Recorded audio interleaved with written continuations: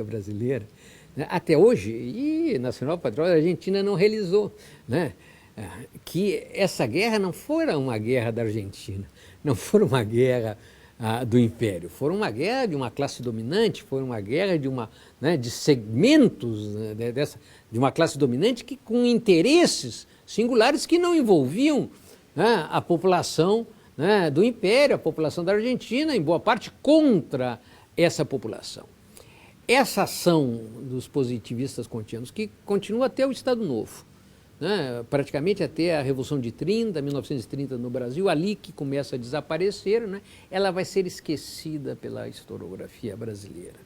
E a Guerra do Paraguai continuou sendo parte da história militar, né? Os grandes historiadores eram militares, eles que falavam, eles que discutiam sobre esse fato, e é o interessante que mesmo a historiografia, que nós não chamávamos de revisionista, mas a historiografia brasileira de corte progressista, muito influenciada pelo Partido Comunista Brasileiro, nos anos 50, nos anos 60, jamais se debruçou sobre a Guerra do Paraguai, né? Talvez para não entrar em contradição dessa visão de uma história nacional, né? E a sua dificuldade de ver uma história realmente internacional. Nossos grandes historiadores dessa época, Caio Prado Júnior, Werneck Sodré, né, jamais trataram esse tema. A grande ruptura vai se dar, né, com Chiavenato, né, um jornalista, né, que vai escrever, depois de perder o seu trabalho, um jornalista sem formação universitária, né, como era muito normal no Brasil nessa época, né, que após vai perder o seu trabalho, né, por a resistência democrática, né. No Brasil, a ditadura, nesse sentido, não chegou ao nível, né, da Argentina. Ali se perdia o trabalho, não se perdia a cabeça, né, né, ele vai vagabundear um pouco pela América e descobre o tema. Descobre a historiografia revisionista, descobre o trabalho de Pommer, né, e de tantos outros autores, e faz uma belíssima reportagem, né, historiográfica, né, escreve muito bem, é um jornalista de mão cheia, né, que vai ser publicada em 1979, quando começa a abertura. A ditadura do Brasil vai ter a 1985. Né? A abertura se chama, os militares tentaram fazer uma descompreensão, né, como conseguiram, né, tanto que nós não temos um ex-ditador preso, né, eles ainda são nomes de rua no Brasil, de bibliotecas, de arquivos, né? Eles conseguiram fazer essa transição, né, indolor, né? E esse livro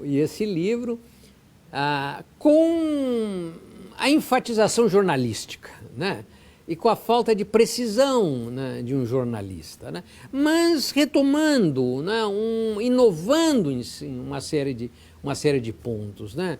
O Chiavenato já deixa vamos dizer, o padrão historiográfico daqueles historiadores nacionais patrióticos, né, que se dedicavam essencialmente à história, era a história dos feitos militares, né, 3, 4 páginas para explicar a guerra a partir da invasão do Mato Grosso, né, a conjuntura profunda, as razões profundas eram abandonadas, né.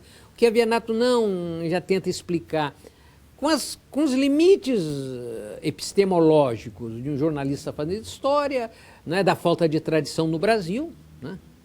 Nós temos que agradecer a ele de ter construído o tema, né, de ter chamado a atenção para esse ato, e escreve Genocídio Americano, que é uma verdadeira explosão no Brasil, né, porque também mostra uma história oculta no que os militares brasileiros não saíam bem parados, né, chama atenção, né, acusa, né, de crimes de guerra Caxias, né, o patrono do Exército Brasileiro. Esse livro, né, vai ser um enorme sucesso editorial, praticamente, né, sem nenhum apoio, combatido pela grande imprensa, e vai formar uma grande geração de historiadores, que depois vão superar, né, os limites indiscutíveis, né, de um jornalista fazendo história numa reportagem histórica, né? Agora, esse livro também foi escrito num momento muito singular no Brasil, né? Foi escrito quando o Brasil, né, estava vivendo um dos seus melhores momentos, né? Quando a classe trabalhadora brasileira estava dando as suas maiores combates, os seus maiores confrontos, o que nós poderíamos, né, aqui aproximar ao cordobaço, mas com um caráter muito mais sustentado, muito mais amplo e que desdobra numa atividade política, no surgimento do Partido dos Trabalhadores, num sentido classista naquele então, uma central única dos trabalhadores, no sentido naquele então classista, as grandes lutas, 79, o momento das grandes ocupações dos camponeses de terra, né? É um momento que, né, o mundo do trabalho ocupa uma posição singular, como jamais ocupou no Brasil, e que vai se durar durante 10 anos e depois termina se dissolvendo. E é um momento que abre espaço para essas interpretações, né, novedosas, radicais, que colocam uma outra proposta de história, que não seja uma história, né, dos vencedores, das classes dominantes, né, que seja uma história, né, das populações, uma história sem fronteira, né? Agora, logicamente, essa realidade vai se dissolver, né, em 89, com a chamada queda, com essa grande onda neoliberal, e praticamente o Chiavenato fica sem, a não ser alguns poucos historiadores, né, raros historiadores, pouco, mas fica sem, né, não cria uma genealogia, não cria uma descendência que superasse no sentido hegeliano as suas limitações, que retomassem essa rica historiografia argentina, essa rica historiografia platina, né, que fizessem essa releitura da Guerra do Paraguai no Brasil. Ao contrário, não. Ao contrário, o que vem é uma revisão, né, da revisão, né, que vem uma restauração, né? Aí se dá, não é, né, não uma afirmação da negação, é uma negação da negação, que nós voltamos com Doratioto, um livro praticamente belíssimo, né? Um grande esforço, né? Uma enorme leitura, né? Um livro imprescindível para todos que querem estudar a Guerra do Paraguai, mas que essencialmente retoma, não é? A velha retoma, qualifica, né? Recupera a velha historiografia nacional patriótica, né? Ele volta a ser, né? Solano Lopes volta a ser diabolizado, né, num anacronismo singular comparado a Hitler, né, a personalização da maldade na história. Nós voltamos, os homens malvados, os homens bonzinhos, né, Duque de Caxias, né, volta a ser, né, retirado da sua grandeza histórica no sentido do papel o papel determinante que ele desempenhou como o maior militar, né, de uma monarquia escravista, né? Ele foi um homem nesse sentido, né, o maior político político militar dessa monarquia escravista, e tem que ser reconhecido como tal, né? E essa historiografia é que se dissolve, né, sem ter o desdobramento, a riqueza que teve aqui na Argentina e mesmo no Paraguai. Esperamos que agora, né, na dissolução desses novos tempos, né, se supere essa realidade. Tanto que a maior parte dessa riquíssima produção paraguaia, sobretudo da Argentina, jamais foi traduzida no Brasil, né? A não ser o livro do Pommer, porque o Pommer estava no Brasil, né, e porque o Pommer, né, foi citado diretamente, porque a Venato nós não temos uma tradução. Nem o Alberdi, né, foi traduzido ao Brasil. Então, mostra como nós continuamos, e grande parte dessa historiografia revisionista é desconhecida, até mesmo por essa historiografia atual. Pode muitas vezes estar citada na bibliografia, mas não há uma discussão, não há um debate, não há o contraditório, né, não há o contraditório. Há uma negação, um desconhecimento. O que empobrece muito, né, apesar né, dessa aparente fortaleça a historiografia brasileira sobre a Guerra do Paraguai.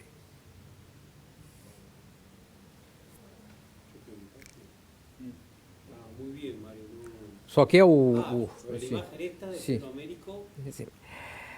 Na realidade, como falei, a Guerra do Paraguai foi também, não apenas, né, nem essencialmente, mas foi também uma grande iniciativa de Dom Pedro e da casa dinástica monárquica brasileira, né, na procura da consolidação, né, da monarquia, uma monarquia já cada vez mais ameaçada, né, pelo desenvolvimento da república, pelo enfraquecimento da escravidão.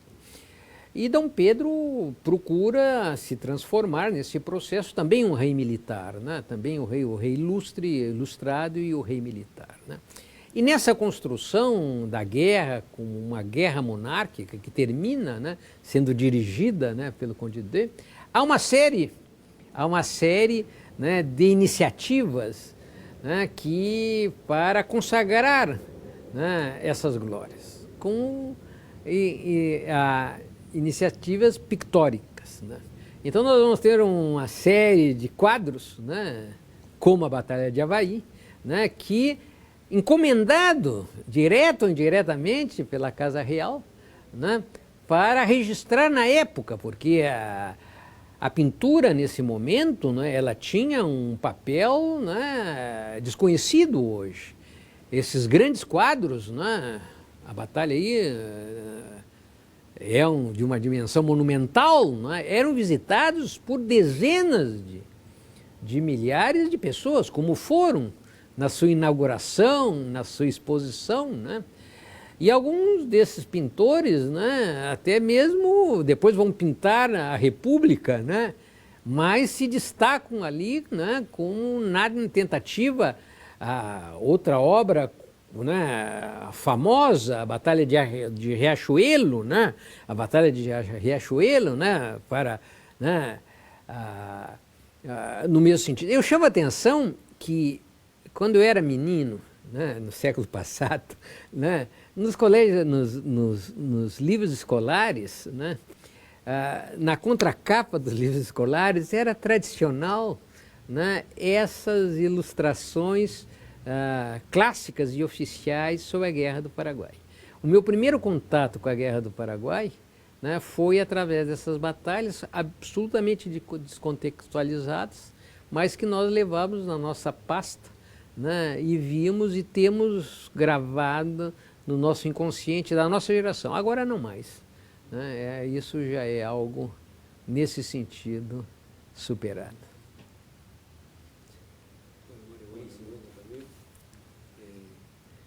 Nosotros muy satisfechos, así que, Bárbaro, ¿algo que usted quiere sumar algo más? Não, nada. Bárbaro, viene muy bien.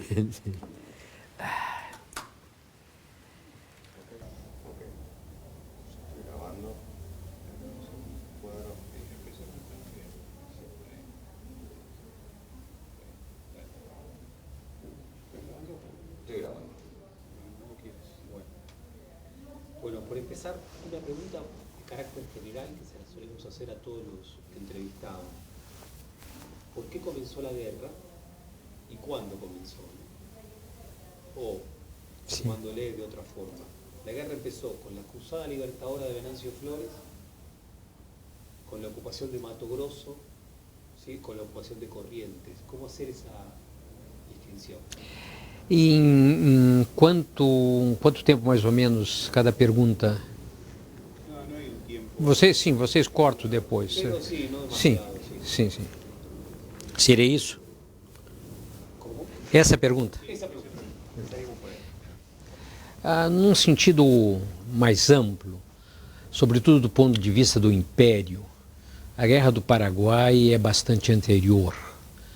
Já nos anos 54, 55, já estava caracterizada a necessidade ou a proposta, né, de confronto entre o Império e o Paraguai, a fim de reafirmar as exigências, né, despóticas do Paraguai em relação do Império em relação ao Paraguai, no relativo à navegação, né, dos grandes tributários do Rio da Prata, né, necessária ao Império a chegar às suas províncias orientais, sobretudo ao Mato Grosso, mas não apenas